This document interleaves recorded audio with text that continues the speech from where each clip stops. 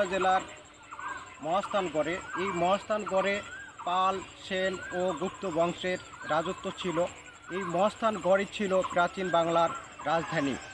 আজকে আমরা যে জায়গায় আছি ঠিক এই জায়গায় হজরত শাহ সুলতান বুলকি মাইসারওয়ার রাজিয়াল্লাহু তাআলা আনহু ও পরশুরামের মধ্যে যে যুদ্ধ হয়েছিল, সেই যুদ্ধের সূচনা যাকে নিয়ে হয়েছিল, বুরহানুদ্দিন তার নাম।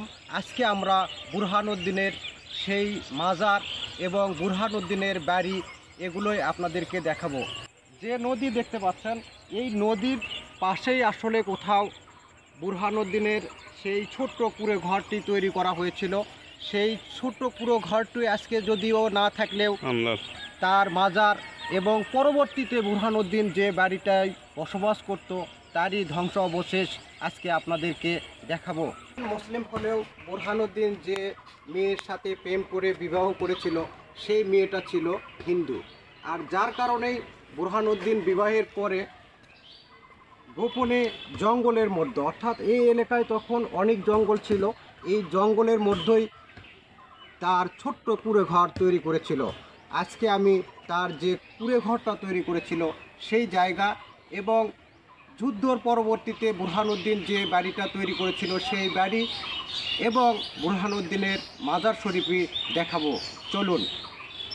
দীর্ঘ 1 বছর বুরহানুদ্দিন তার স্ত্রীকে নিয়ে জঙ্গলের মধ্যে কুঁড়ে ঘরে বসবাস করা অবস্থায় বুরহানুদ্দিনের স্ত্রীর পেটে যখন বাচ্চা আসে, ঠিক সেই মুহূর্তেই চারদিকে সরগরো পড়ে যায়। হিন্দু মেয়েকে নিয়ে বুরহানুদ্দিন জঙ্গলের মধ্যে ছোট কুটিরিতে বসবাস করছে। আর এই বসবাস করা অবস্থায় হিন্দু মেয়ের পেটে বুরহানুদ্দিনের বাচ্চা হওয়ার সম্ভাবনা। অনুমান করা হয় যে ঘরটি দেখতে পাচ্ছেন, ভাঙ্গা ঘরের অংশ, এই ঘরটির জায়গায় বুরহানুদ্দিনের সেই কুঁড়ে ঘরটি ছিল। এটা আসলে আনুমানিক এই জায়গাটাই কুঁড়ে ঘর ছিল। পরবর্তীতে কিন্তু সেই যুদ্ধের অবসান হইলে এই জায়গাতে বুরহানুদ্দিনকে বিশাল আকারের বাড়ি তৈরি করে দেওয়া হয়েছিল। সেই বাড়িরই ধ্বংস অবশেষ এই জায়গাটা। এই বিশাল যে জায়গাটা দেখতে পাচ্ছেন, এই জায়গাটা আসলে বুরহানুদ্দিনের যুদ্ধ পরবর্তীতে যে বাড়ি তৈরি করে দেওয়া হয়েছিল সেই বাড়িটাই হচ্ছে এই বাড়িটা। আর এই বাড়ির পাশেই আছে বুরহানুদ্দিনের কবর। যে জায়গাটা দেখতে পাচ্ছেন, এখানেই আসলে বুরহানুদ্দিনের যে কুঁড়ে ঘর ছিল সেই কুঁড়ে ঘরটাই এখানে ছিল। আর বুরহানুদ্দিনের শিশুপুত্রকে যে জায়গায় জবাই করা হয়েছিল সেই জায়গাটা মনে করা হয় বর্তমানে এইটা, যে পাথরটা দেখতে পাচ্ছেন এর উপরই জবাই করা হয়েছিল বলে মনে করা হয়। প্রকৃতপক্ষে এই পাথরটা কিন্তু অনেক পরে নিয়ে আসা হচ্ছে এখানে। এই জায়গাটা তখন কিন্তু জঙ্গল ছিল, তখন এটা ছিল না। এখানে বিশাল আকারের যখন বাড়িঘর তৈরি করা হয়েছিল তখন আসলে এই পাথর এখানে থাকার কথা ছিল না। তো যদিও তাকে একটা পাথরের উপর রেখে শিশুপুত্রকে জবাই করা হয়েছিল, সেই পাথরটাই হয়তো বা পরবর্তীতে এখানে নিয়ে আসে রাখা হয়েছে।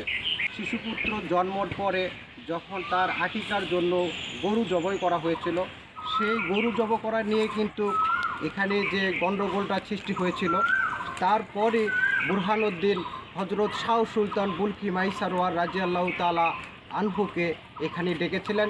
এনার সাথেই পরবর্তীতে পরশুরামের যুদ্ধ হয় এবং পরশুরামের রাজত্বকালের এখানেই অবসান ঘটে।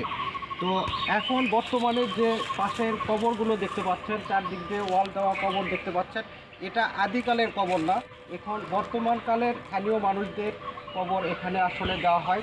এর পাশে আরও একটা কবরের জায়গা দেখতে পাচ্ছেন, এটাও আসলে স্থানীয় মানুষের কবর এখন আছে।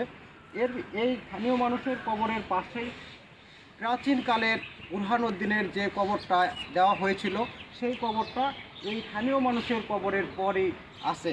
আপনাদের আমরা এখন দেখাবো। বৈশাখ মাসের আজ থেকেই 1 তারিখ শুরু হয়ে গেছে। বৈশাখ মাসের শেষ দিনে এখানে হয় বৈশাখী মেলা। আর এই বৈশাখী মেলা উপলক্ষেই দেশের বিভিন্ন প্রান্ত থেকে অসংখ্য সাধু বাবারা আসে থাকে। আজকে সামনেই দেখতে পাচ্ছেন, বৈশাখ মাসের শুরুর দিনেই কিন্তু সাধু বাবা এখানে এসে গেছে। আর এনারা কিন্তু বৈশাখ মাসের শেষ দিন পর্যন্ত এখানেই থাকবে এবং এখানেই শাহ সুলতান মাইসারোয়ার বুরখির মাজার শরীফ এবং বুরহানুদ্দিনের মাজার শরীফের আশেপাশেই অবস্থান করবে এবং তারা তাদের চাওয়া এবং বুরহানুদ্দিনের জন্য শাহ সুলতান বুলখি মাইসারোয়ার রাজিয়াল্লাহু তাআলা আনহুর জন্য এবং সারা দেশের মানুষের জন্য দোয়া করবে এবং বিভিন্ন আনন্দ উল্লাসের মধ্য দিয়ে দিনগুলো পার করবে।